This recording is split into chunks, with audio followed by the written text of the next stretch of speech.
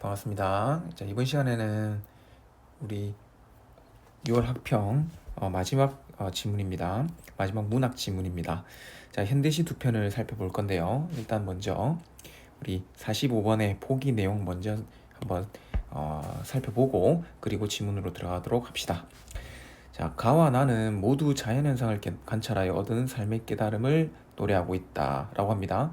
즉 모두 다 자연현상을 통해서 삶의 깨달음으로 이렇게 나아가는 건데, 자 그러면 가에는 어떤 자연현상, 바로 자연의 섭리에 따른 개화의 과정, 자 이게 자연현상이죠.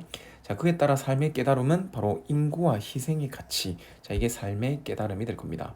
자 그다음에 나는 자신에게 상처를 주는 존재마저 사랑으로 품어내는 저수지의 모습을 통해 포용이라는 가치, 즉 저수지라는 어떤 자연현상, 자연, 물을 통해서 포용이라는 가치를 드러낸다. 자 이렇게 정리를 할 수 있겠죠. 자 그러면 자 가에는 이렇게 개화의 과정을 통해서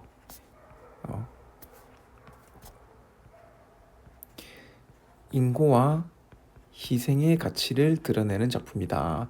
자 이렇게 딱 적어놓고, 자 그 다음에 나에는 어떤 저수지의 모습을 통해서, 물론 여기서 저수지는 자신에게 상처를 주는 존재마저 사랑으로 품는 저수지입니다. 마치 어떤 예수의 모습이 떠오르죠. 자, 을 통해서 어떤 포용의 가치를 드러낸다. 이렇게 체크를 해놓고 작품을 보는 게 좋겠죠.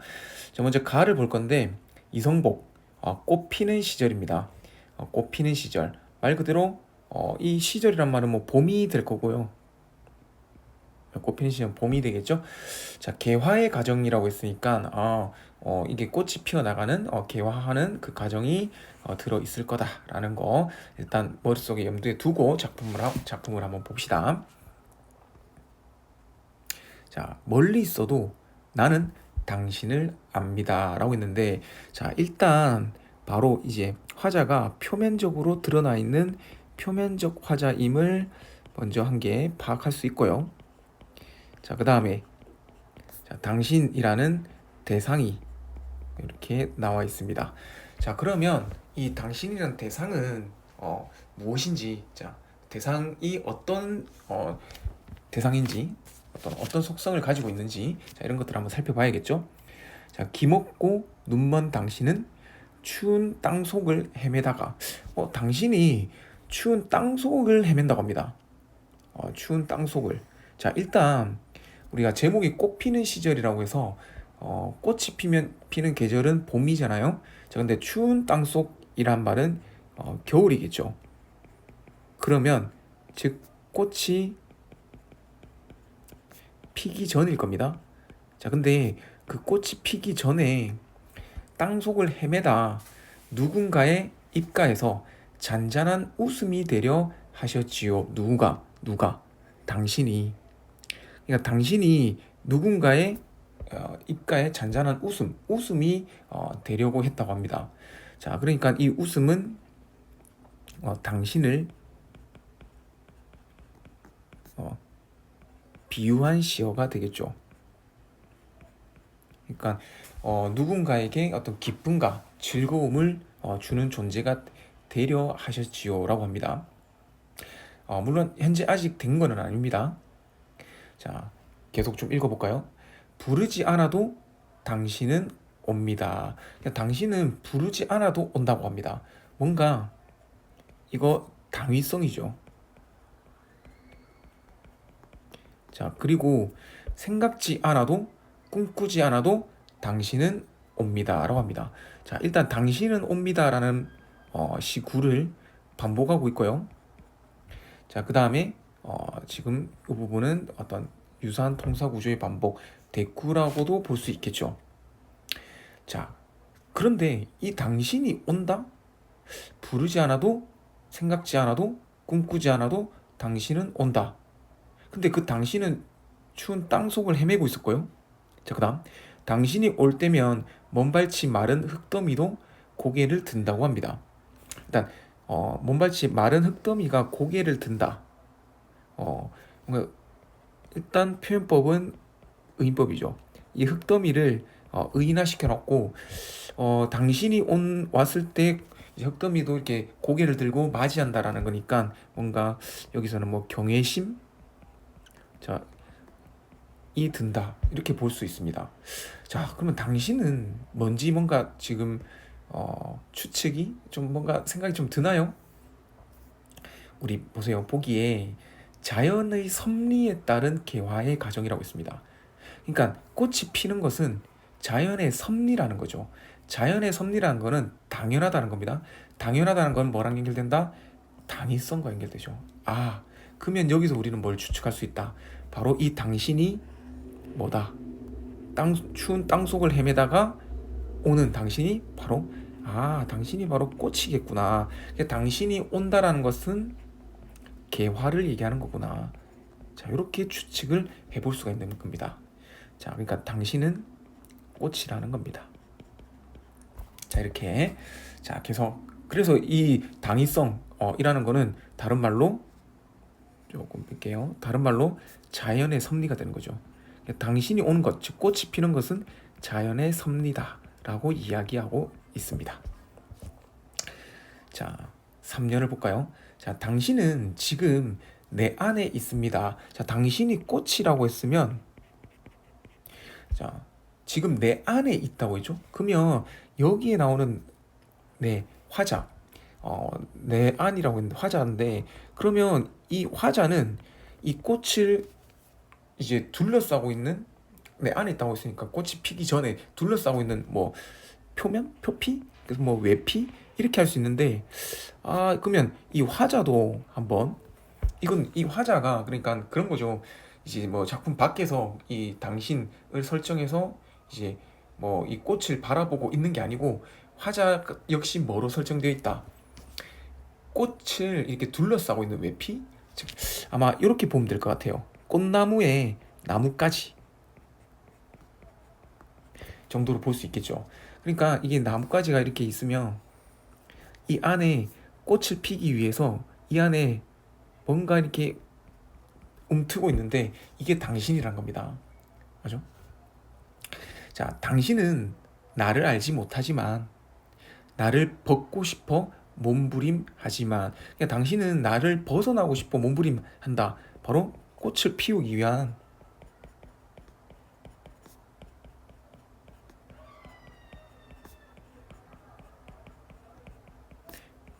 의지를 드러내는 장면입니다.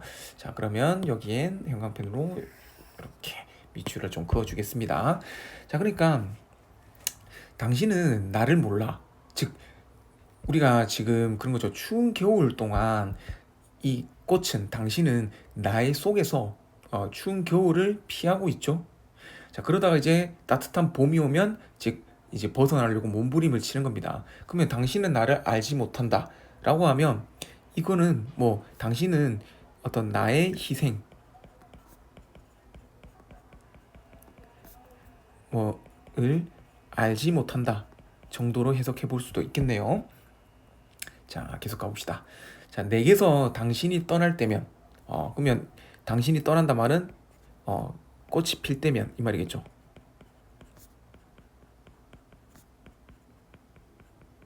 자, 꽃이 필 때면 내 목은 갈라지고 실핏줄 터지고 내 눈, 내 귀, 거덜난 몸뚱이 갈갈이 찢어지고 라고 합니다. 자, 이렇게 지금 요 부분은 이 열거법을 통해서 지금 꽃을 피우는 과정, 즉 개화의 가정에서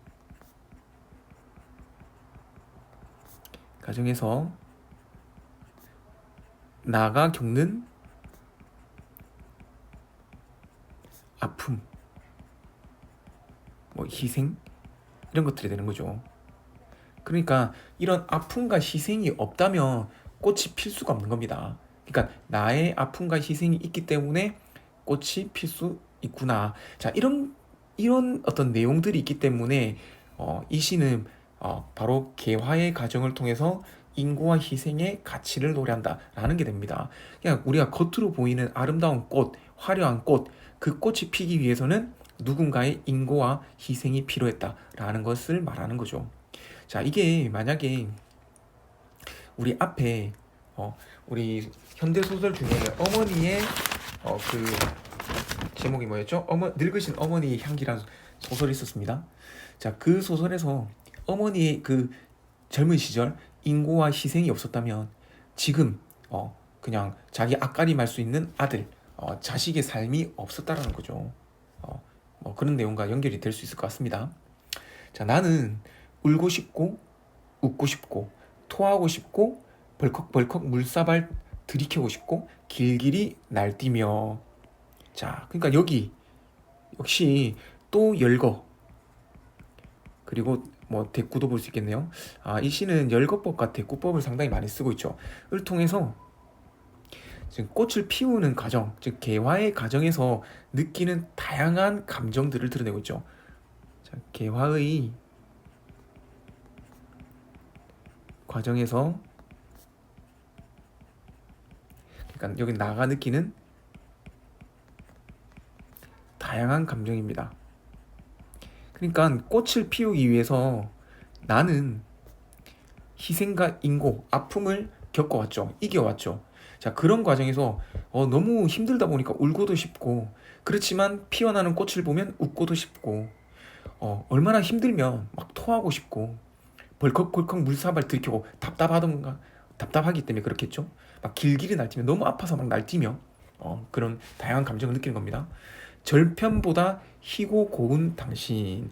자, 이 당신이 꽃이었죠. 그럼 절편보다 희고 고운 당신, 하얀 꽃잎을 의미하는 거겠죠. 하얀 꽃잎으로서 어떤 색채 이미지, 시각적 심상을 통해서 이 어떤 당신, 즉 꽃의 아름다운 모습을 드러내고 있고요. 자, 잎잎이 뱉어낼 테지만 부서지고 무너지며 당신을 보내는 일 아득합니다. 그러니까 막막하다는 거죠. 굳은 살가죽에 불 댕길 일. 그러니까 당신 꽃이 피기 위해서 되겠네. 그 위에도 나왔지만 여기도 나와있지만 실핏줄이 터지고 눈, 귀, 몸뚱이 찢어지고. 자, 그러니까 살가죽에 불 댕길 일 막막한 겁니다. 불탄 살가죽 뚫고 다시 태어날 일 꿈 같습니다. 그러니까 뭔가 역시 여기도 대꾸죠. 이 대꾸법을 통해서 뭔가 당신이 피어나기 위한, 꽃이 피기 위한 과정에서 느끼는 아픔과 고통 때문에 막막함, 아득함을 느끼고 있는 거죠. 자, 지금 당신은 내 안에 있지만, 자, 현재는 당신은 내 안에 있단 말은 아직 개화 전입니다. 꽃을 피기 전입니다. 자, 나는 당신을 어떻게 보내드려야 할지 모르겠습니다. 왜? 너무 아프니까, 너무 힘들고, 그렇죠? 조망만한 손으로 뻗센 내 가슴 쥐어뜯으며 발 구르는 당신. 이렇게 하면서 마무리됩니다. 자, 이 마지막 뻗센 내 가슴 쥐어뜯고 발 구르고 전부 다 뭡니까? 꽃을 피우기 위한 의지를 드러내는 거죠.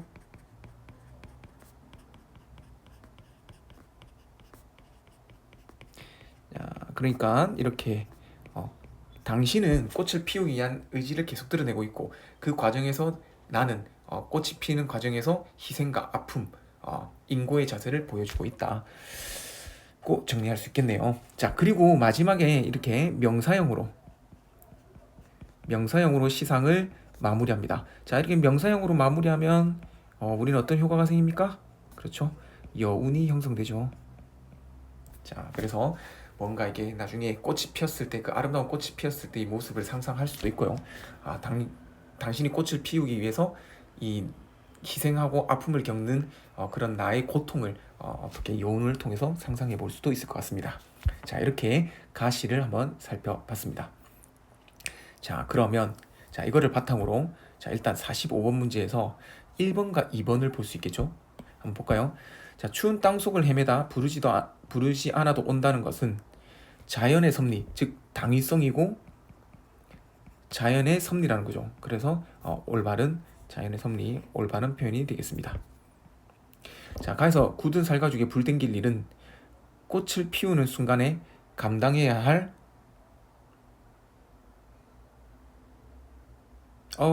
미안합니다. 지금 조금 잘못됐네요.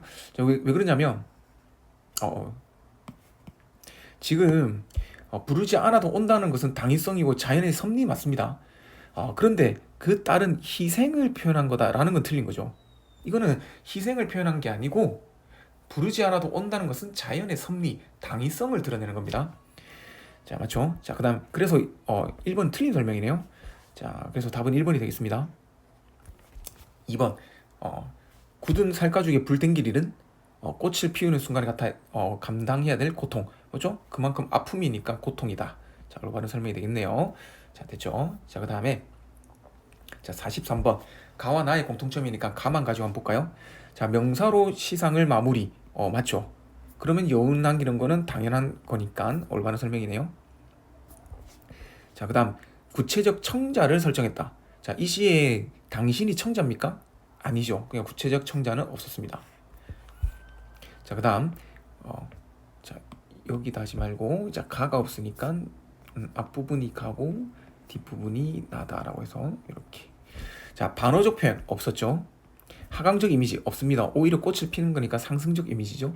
유사한 통사 구조를 반복. 자, 반복 우리 대꾸법 있었죠. 그리고 반복이기 때문에 상황 강조 올바른, 이것도 당연한 설명이 됩니다. 자, 그러면 2, 3, 4는 자연스럽게 적혀지고 1번과 5번을 가지고 우리 나를 읽고 판단하면 될 것 같습니다. 자, 그 다음 44번 나와 당신의 관계를 바탕으로 기억과 미음을 이해해라 라고 했는데 적절하지 않은 것이니까 적절한 설명, 적절하지 않은 것 빼고는 다 올바른 설명이니까 그게 어려울 거 없을 것 같고. 자, 정답을 한번 봅시다. 자, 2번인데요. 자, 니은에는 나를 인지하지 못하는 상황에 대한 당신의 안타까움이 드러난다 했는데, 자, 니은 당신은 나를 알지 못하지만, 자, 여기서 알지 못한다, 인지하지 못하는 상황, 여기까지는 맞죠. 그렇지만 나를 벗고 싶어 몸부림을 치고 있습니다. 맞죠? 벗어나고 싶어 몸부림 치고 있는데 당신의 안타까움이 드러난다? 이렇게 연결을 지을 수는 없겠죠. 그래서 2번이 틀린 설명이라서 답은 2번이 됩니다. 자, 이렇게 우리 가시와 관련해서 관련된 문제들을 한번 쭉 다 봤습니다. 자, 그러면 우리 다음으로 이제 나시를 한번 살펴봐야겠죠. 네, 나시는 권정우의 저수지라는 작품입니다. 자, 이 저수지는 자신에게 상처를 주는 존재마저도 사랑으로, 애정으로 품어내는 저수지입니다. 이걸 통해서 포용의 가치를 드러낼 거예요. 자, 한번 봅시다. 당연히 이 시의 시적 대상은 저수지가 될 겁니다. 자, 자기 안에 발 담그는 것들을 물에 적게 하는 법이 없다. 자, 지금 여기서 자기 안에 할 때 이 자기가 뭘까요? 네, 그렇죠. 저수지겠죠. 이 자기가 저수지를 의미하는 겁니다. 자, 이 저수지는 물에 적게 하는 법이 없다. 그러니까 발 담그는 이 모든 것들, 발 담그는 것들, 이런 것들에게 모두 물에 적게 하지 않는다. 애정을 준다 이 말이죠. 애정을 준단 말이고 이런 것들이 이 시의 가치로 따지면 모든 것을 포용한다. 자, 이렇게 볼 수 있겠죠. 자, 모난 돌멩이라고, 자, 한번 생각해 보세요. 모난 돌멩이라는 거는 돌멩이가 이렇게 모가 났다. 되게 날카롭죠. 자, 이 날카로운 것들이 저수지에 발을 담근다는 거는 저수지에 빠진단 말이죠. 자, 저수지에 빠지면 날카로운 게 빠지기 때문에 당연히 상처를 입을 겁니다. 자, 그러면 이 모난 돌멩이는 바로 저수지에게 상처를 주는 존재가 되죠. 상처 주는 존재가 될 겁니다. 자, 그런데 그 존재에게 똑같이 모난 파문으로 대답하지 않는다고 합니다. 그 상처 주는 존재마저도 뭐한다? 사랑으로 품는다는 거죠. 자, 검은 돌멩이라도 역시 똑같이 검은 파문으로 대답하지 않는다. 지금 요렇게 똑같이 현재 대꾸법을 이루고 있죠. 대꾸되고 있죠. 자, 대꾸되고 있기 때문에 검은 돌멩이는 모난 돌멩이와 시적 의미가 바로 대응되게 될 겁니다. 그러니까 역시 상처 주는 존재가 될 거고요. 검은 파문으로 대답하지 않는다. 사랑으로 품어낸다라는 의미가 되겠죠. 자, 여기다가 지금 저수지의 이 사랑, 즉 포용의 자세를 드러내고 있는 부분이니까 형광펜으로 밑줄을 좀 그었습니다. 물론 여기에도 그어줘도 좋을 것 같아요. 자, 계속 볼까요? 자, 산이고 구름이고 물가에 늘어선 나무며 나는 새까지. 자, 지금 열거를 했는데, 자, 이 열거하는 대상들 산, 구름, 나무, 그 다음에 나는 새까지, 그냥 모든 존재가 되는 겁니다. 모든 존재로서 저수지가 포용하는 대상들이 되겠죠. 포용하는 대상들로서 얘들이 겹쳐서 들어가도, 아무리 많이 들어가도 어느 것 하나 상처 입지 않는다. 모두 다 포용한다는 거죠. 겹쳐 들어가도. 자, 그럴 때 그 저수지의 포용력이 이런 것들이 다 겹쳐서 들어가도 상처 입지 않을 정도로 넓은 포용력을 드러내는 겁니다. 저수지의 넓은 포용력을 드러내는 거죠. 그러니까 얼마든지 들어와도 다 포용해 줄 수 있다라고 이야기를 하고 있습니다. 자, 바람은 쉴 새 없이 넘어가는 수면 위의 줄글을 다 읽기는 할 건지라고 했는데, 그러니까 바람 할 건지 이렇게 했는데, 이거 결국 의미는 뭡니까? 다 읽을 수 이 줄글을 다 전부 다 읽을 수 없단 말이죠. 그 정도로 어떻다. 그러니까 다 읽기도 힘들 정도로 저수지가 깊은, 또는 저수지의 넓은 마음, 또는 그냥 뭐 여기서는 그냥 포용력으로 이렇게 해석하면 되겠죠. 그 정도 넓은 포용력을 가지고 있습니다. 하늘이 들어와도 넘치지 않는다고 합니다. 자, 그 정도 그냥 계속 똑같죠. 지금 역시 저수지의 넓은 포용력이고,